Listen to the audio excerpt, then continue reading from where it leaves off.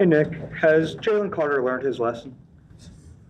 Um, yeah, everything we do with any conversations or anything like that, again, I'll tell you guys again, I know I respect the job that you guys have to do, but I'll always keep those conversations in-house.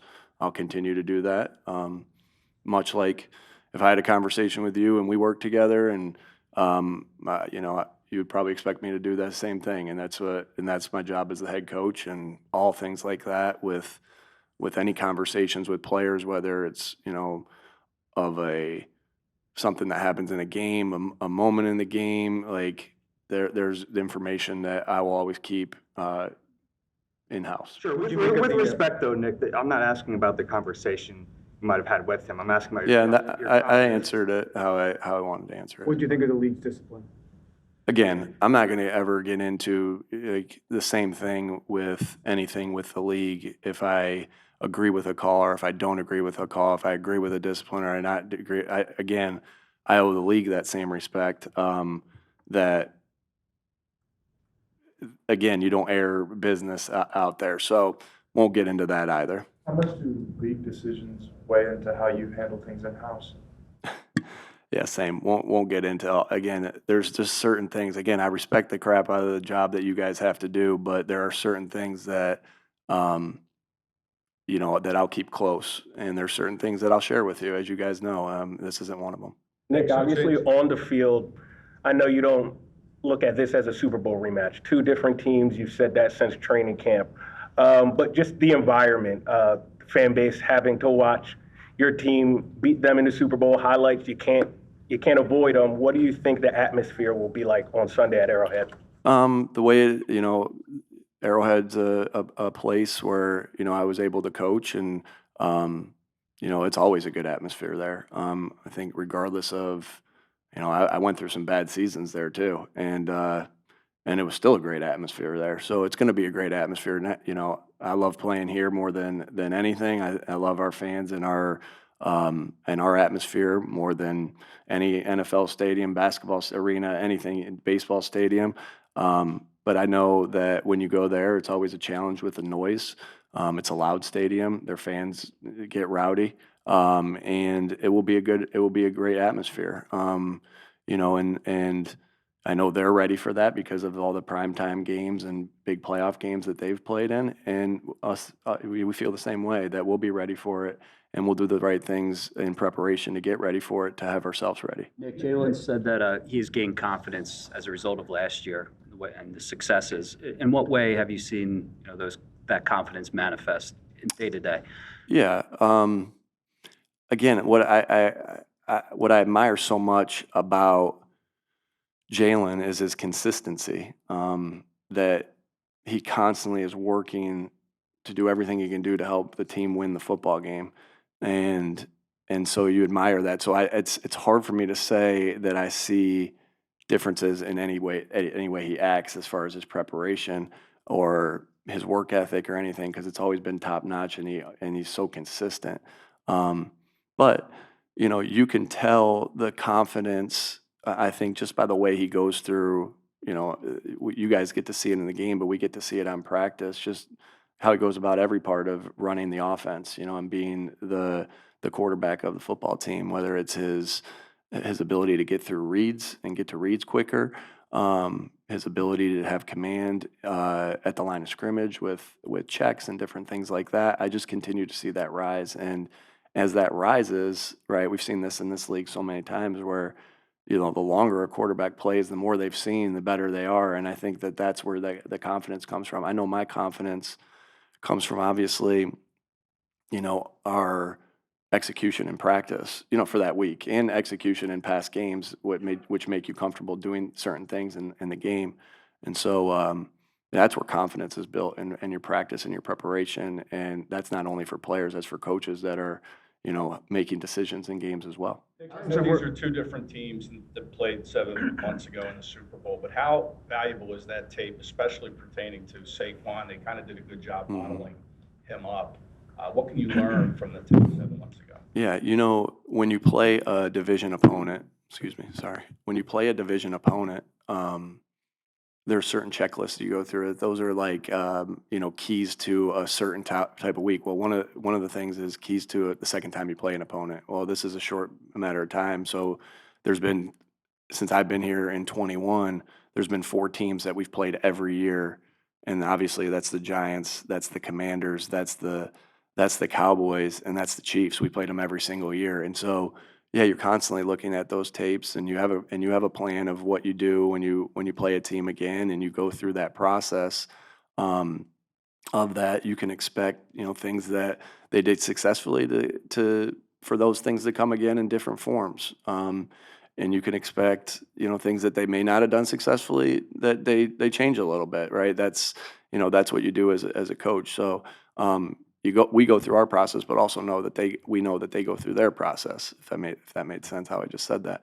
And so those are the little things that could be the differences and the similarities when you play an opponent again. So it's kind of like when you play, I think sometimes, I can't remember last time this happened with us, but you play a team the first game of the year and then you play them the last game of the year. So it's kind of similar to that time frame with that. Nick, when Jalen Hurts was under center or pistol, you guys overwhelmingly ran the ball. When you're in shotgun, you overwhelmingly passed the ball. Did you, in self-scout, feel that had anything to do with the lack of... That's on first, second, and third down, or just first and second down? That was all. Yeah, like when you look at numbers like that, you're always constantly looking at your self-scout. You have no tendencies going into game one. You look at your tendencies before game one, maybe, of last year, but we have a new play caller, new offensive coordinator. Obviously people keep things simple in the preseason, so not a lot of tendencies. But you always go through those tendencies. Your job of what you want to do is put seeds of doubt in the defense's mind, and so you're constantly thinking about that and how you mesh that together. And we look at it as coaches a little bit different. Just to get into that, like, first, second, third down, red zone, 2-minute. Well, third down in a lot of scenarios you are in the shotgun, 2-minute, same deal, red zone potentially. And so you got to break it down into similar, smaller sections of when you do that. And so, but we do that obviously every single week to make sure that, one, we're not tipping anything on our hat for the things that we're doing, or the way we stand, or the way we line up, or anything like that, or where guys are. And two, to put a seed of doubt into the defense's mind, because that's what you're trying to do, to slow them down a little bit. You try to slow them down with motions, you try to slow them down with formations, you try to slow them down pre-snap with marrying and meshing things together to give your guys the best chance to win. Hey Nick, you got a couple new guys in here, Bigsby and Zacharias Smith. Do you anticipate them being able to play, and how do you know when a new guy is kind of ready to get out there and play? Yeah, I think somebody's asked me that before, and it's like, I don't think that every guy is the same, right? It's everybody's a little bit different when you make that decision on when he can play and when he can't play. There's not a handbook on it that says, hey, this is the time. But what I will say is, I can't answer that question yet. We have a week of practice to go through, but going back to, I can't remember who asked the question, I apologize, but it's the same thing. You build confidence in practice. You build confidence in the individual periods and, competitive periods, all those different things, to know it's a feel of like, okay, this guy's ready to go, or hey, this guy might need a little bit more time. And so those are questions that are answered throughout the week. In all those different things. So there's a way we play football and a standard that what we play football to, that we have to do a good job of explaining and like an orientation for these guys, and we have a plan for that. And then every guy's just a little bit different. How does Titans 50 fit, and was the running back depth something you felt you needed to upgrade? We're always looking to be able to improve our roster. Again, I can't tell you how many times I've said this too, is like Howie's just done such a great job of always doing, he's always doing everything he can do to help our team win football games, and I'm appreciative of that.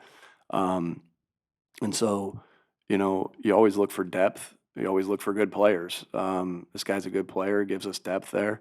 And so, and he gives us depth at special teams.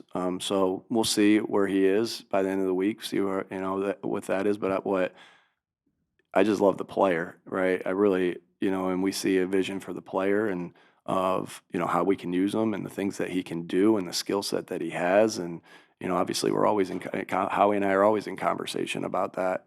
And, Kevin and Jamal in this case, and Vic, and for that matter, and Coach Clay. And so we really like the player and the things that he can do. He's a really good runner.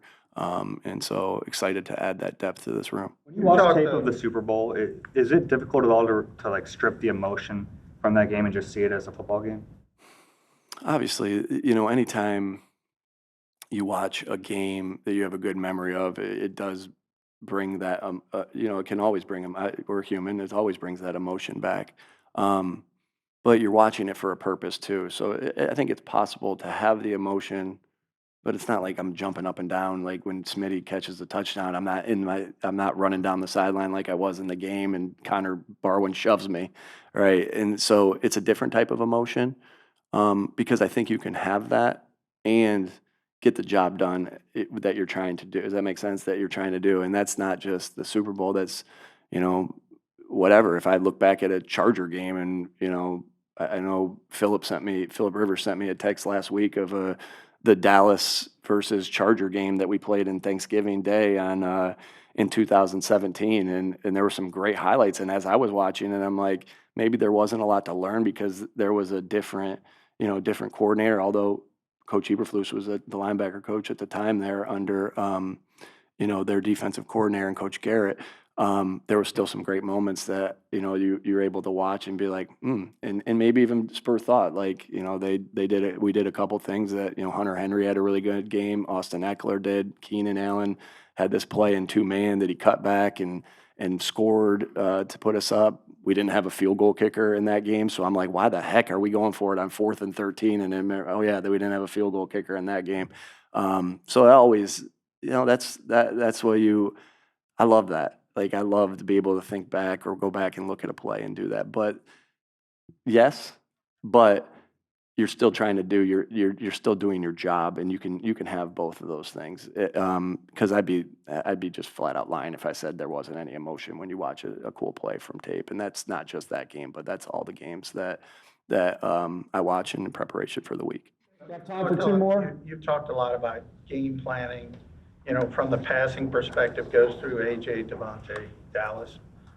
Do you have a general philosophy when it comes to manufacture touches? Like, generally, all right, we got to get this guy involved, bubble screen, things like that. Sure. But everybody does, different things. Everyone has different skill sets as well. And so you want to use the skill set that the guy has. Now, again, AJ, Devontae, Dallas, I feel like they have a skill set that they can do a lot of different things. But you always want to use their skill set there. And bubbles are, a lot of times on bubbles, I wouldn't say every time, but it's based off of looks, right, of what you get. And sometimes the look doesn't allow you to. So even when you have a plan to say, here's what we're doing, the quarterback can't just say, and the coordinator or myself as the head coach can't just say, throw it there, hell or high water. That's just not how the game's played, and that's just not how we go about it. Obviously, we always want to get those guys the football, and because good things happen when they do touch the football. But there's also an art to the quarterback position that you got to take what the defense gives you and what's available to you. And the moment I start telling Jalen, you got to throw it here, I don't think that's good coaching. And but we got to try. What we got to do as coaches is try to manufacture abilities to do that. And if we are able to, we're able to get them the ball. Last one. There was talking yesterday about Jalen Hurts' awareness in the pocket, related his sense to kind of a running back in that space. You've been around him a long time too. How would you describe his awareness there, what that relates to you? I think he's got really good instincts and feel. That's something that the more you're around somebody, the more you recognize that's always something hard to see. There's ways that when you're scouting a player that you're like, does this guy have good instincts?